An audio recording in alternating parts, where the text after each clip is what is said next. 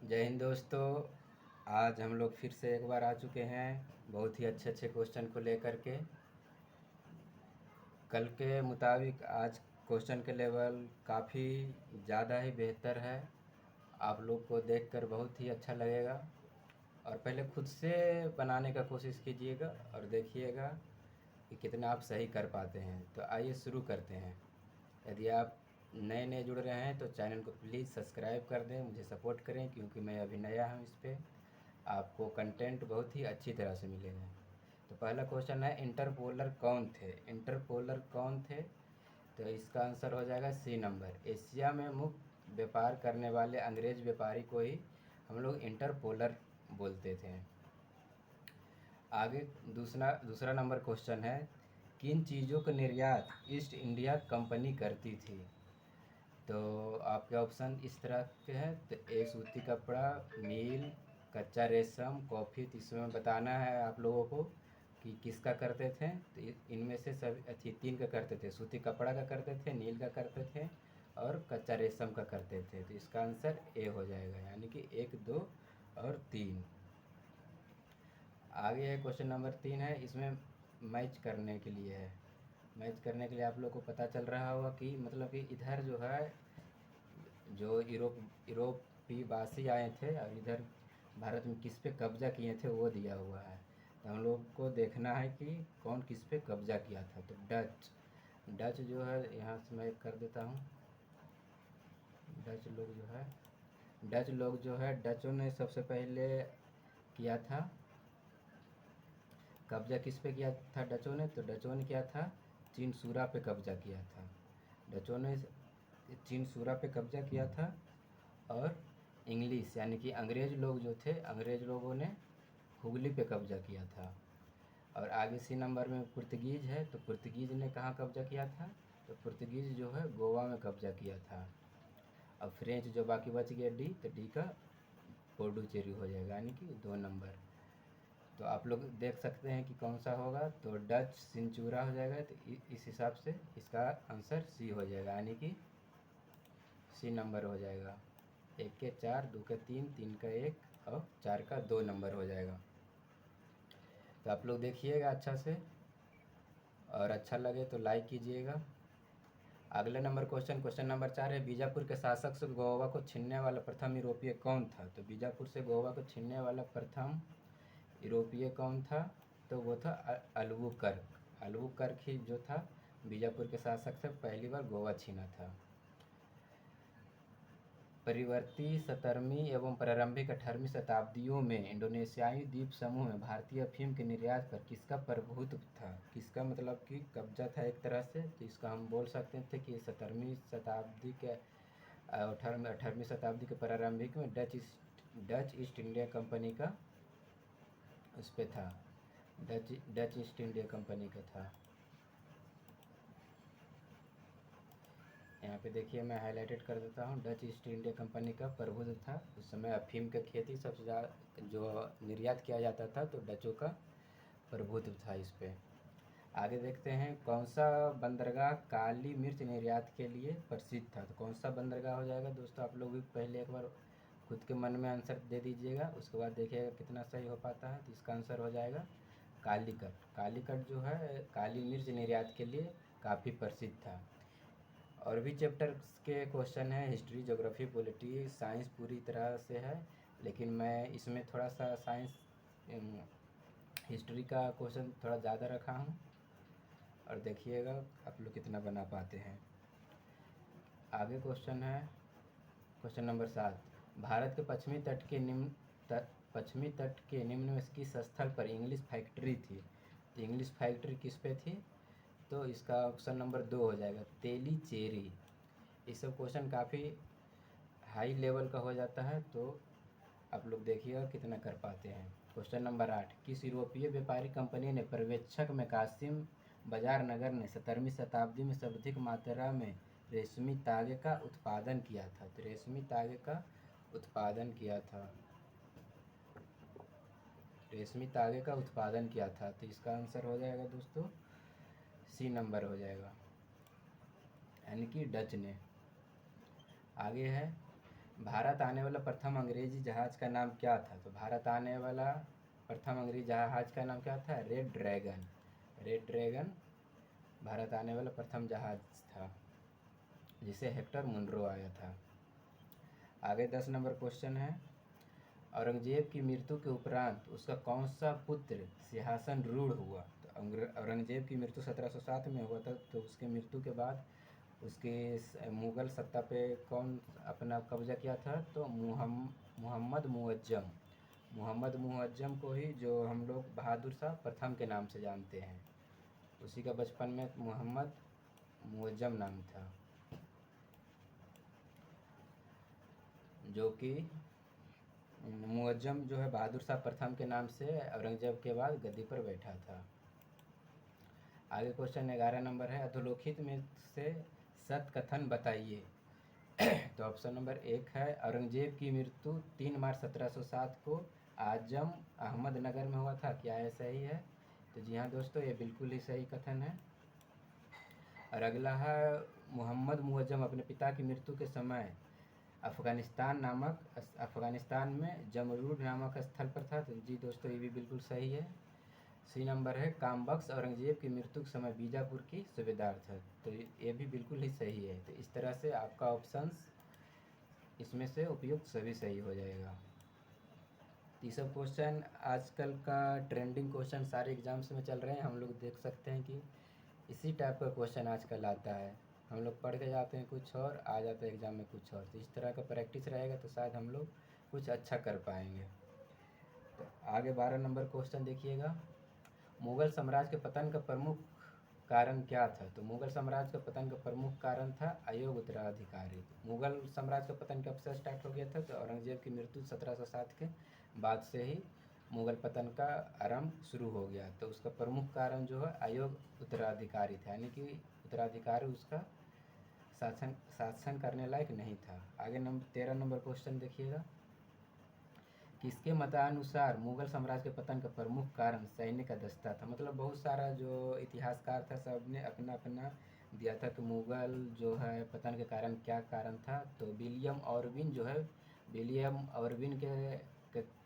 के कहना था कि जो मुग़ल पतन का कारण है वो सैनिक अदस्ता है। आगे 14 नंबर क्वेश्चन है, जजाओं का युद्ध किसके बीच हुआ था? तो जजाओं का युद्ध हुआ था दोस्तों मुअज्जम और आजम के बीच। मुअज्जम और आजम के बीच हुआ था जजाओं के युद्ध, उत्तराधिकारी को लेकर हुआ था, 1707 में ही हुआ था। अधोलिखित में से किसने बहादुर शाह प्रथम के नाम से स्वयं को बादशाह घोषित किया? यानी कि इसमें पूछ रहा है कि किसका नाम बहादुर शाह प्रथम भी है।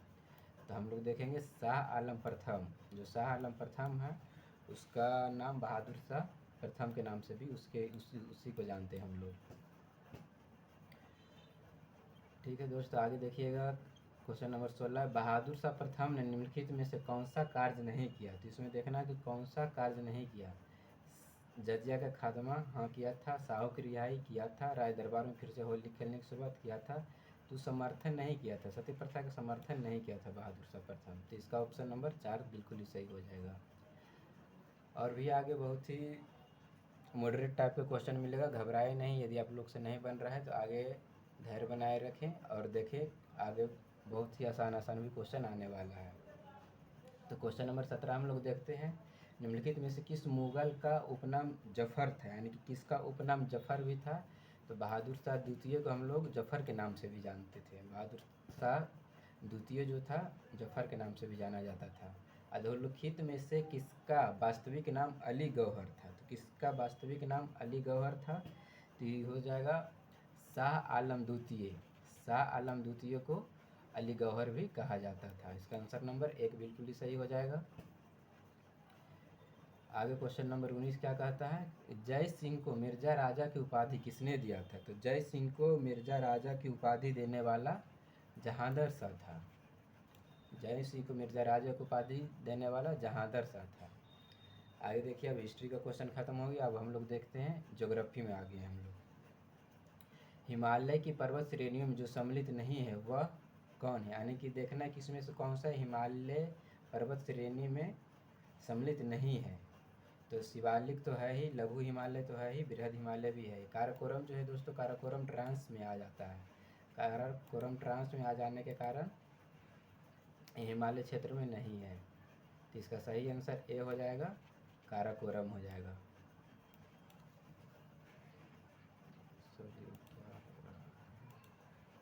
काराकोरम। आगे देखेंगे 21 नंबर क्वेश्चन, कलिम्पोंग को ल्हासा से जोड़ने वाला कौन सा दर्रा है? तो ये हो जाएगा जयलेपला। जयलेपला दर्रा जो है कलिम्पोंग से ल्हासा को जोड़ने वाला दर्रा हो जाएगा कलिम्पोंग।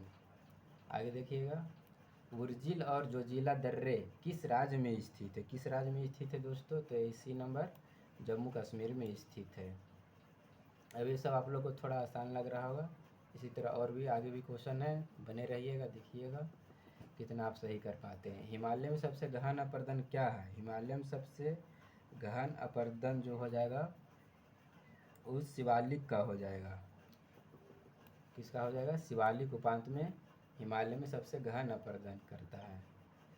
आगे 24 नंबर है, सह्याद्री निम्नलिखित में से किस प्रकार के पर्वत का उदाहरण है? तो सह्याद्री आप लोग जानते होंगे, सह्याद्री वर्षोत्त का उदाहरण है।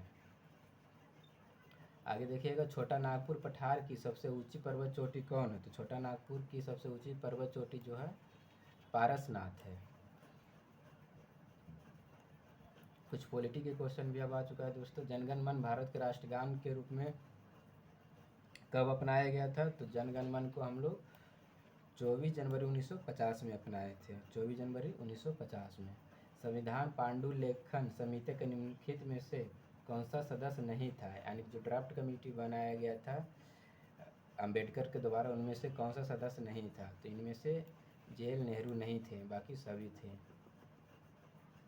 आगे देखते हैं, भारतीय संविधान को अपनाया गया था, यानी कि भारतीय संविधान को किसके द्वारा अपनाया गया था?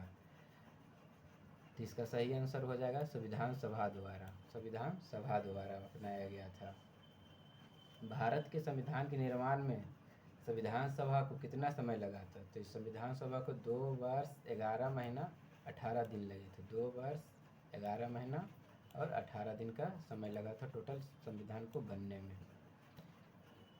आगे अब साइंस का क्वेश्चन आ चुका है, जो कि आप लोगों को काफ़ी अच्छा लगेगा।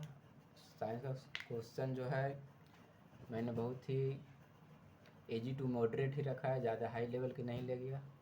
आगे देखते हैं कि कार्य का मात्रक क्या है? तो कार्य का मात्रक क्या हो जाएगा दोस्तों? जूल हो जाएगा। जल्दी जल्दी कर लेंगे। देखते हैं प्रकाश वर्ष किसकी इकाई? तो प्रकाश वर्ष किसकी इकाई हो जाएगी? तो प्रकाश वर्ष दूरी की इकाई हो जाएगी। आगे देखेंगे तो कौन सी मात्रा जड़त्व का माप है? तो कौन सी मात्रा जड़त्व का माप हो जाएगा? तो ये द्रव्यमान हो जाएगा, ये द्रव्यमान हो जाएगा। आगे देखिएगा कि पारसेक किसकी इकाई है? तो पारसेक जो हो जाएगा दोस्तों किसकी इकाई हो जाएगा? पारसेक दूरी की इकाई हो जाएगी। ल्यूमेन किसका मात्रक है? इसका आप लोग सही आंसर बताइएगा। लोग इसमें कंफ्यूज हो जाता है ऑप्शन नंबर 1 और ऑप्शन नंबर 2 में। तो आप लोग बताइएगा इसमें कि सही इसका कौन है? तो ज्योति फ्लक्स इसका बिल्कुल ही सही होगा। इसमें कोई कन्फ्यूजन वाली बात नहीं है कि ल्यूमेन की मात्रा कुछ और होगा। इसका सही आंसर ज्योति फ्लक्स ही है। आगे, रॉकेट किस सिद्धांत पर कार्य करता है? तो रॉकेट किस सिद्धांत पर कार्य करेगा दोस्तों? संवेग संरक्षण के सिद्धांत पर काम करेगा।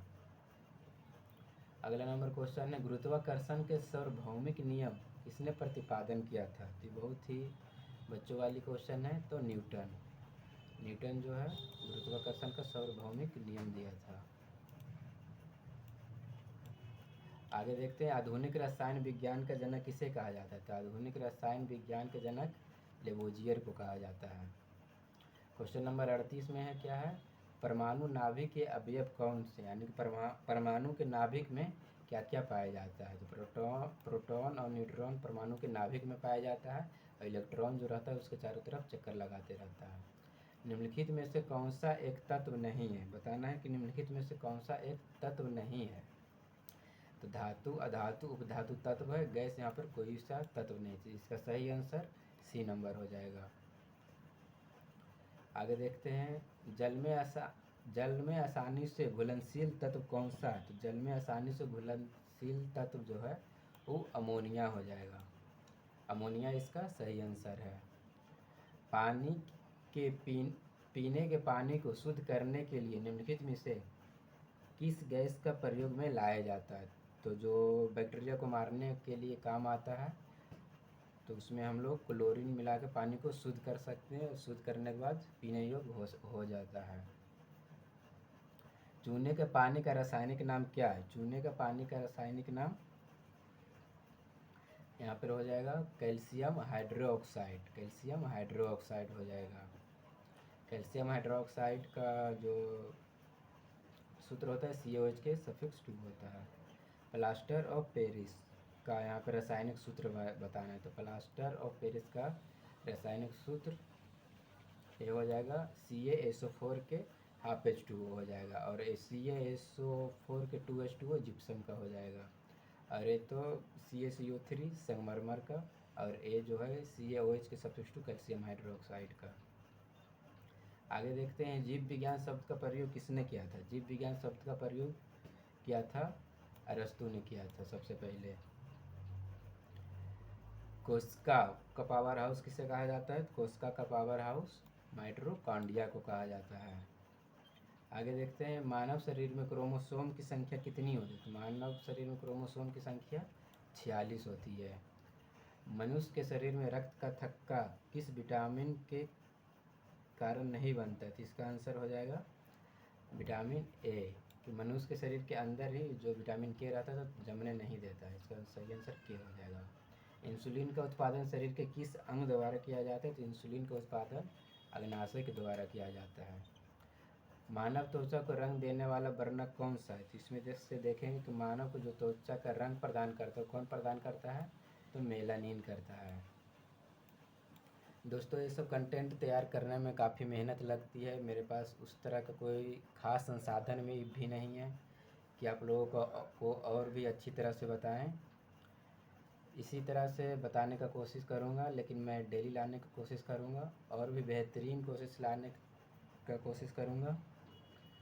एक लास्ट क्वेश्चन देख लीजिए, पेंसिलिन की खोज किसने की थी?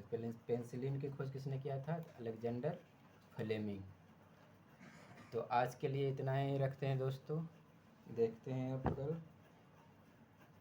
जय हिंद।